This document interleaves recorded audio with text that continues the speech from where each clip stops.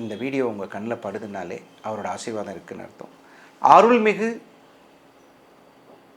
யோகிராம் சுரத்குமார் அவரினுடைய அனுகிரகம் கிடைப்பதற்கு தர்ம சிந்தனையோடு வாழ பழகினால் அவருடைய அனுகிரகம் கிடைக்கும். இவருக்கு இன்னொரு பேர் உண்டு, விசிறி சாமியார்னு பேர். இந்த விசிறி சாமியாருங்கிற பேர் எப்படி வந்துச்சுன்னு கேட்டிங்கன்னா, இந்த விசிறி எப்பயுமே வச்சுருப்பார். இந்த யோகிராம் சுரத்குமாரினுடைய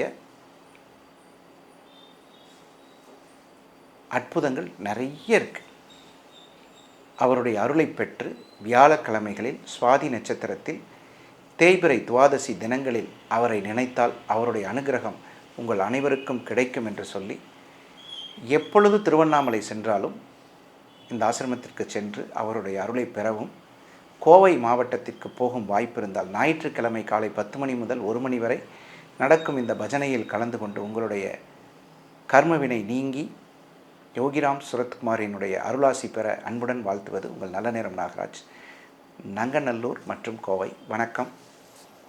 ஜெய் ஸ்ரீராம்.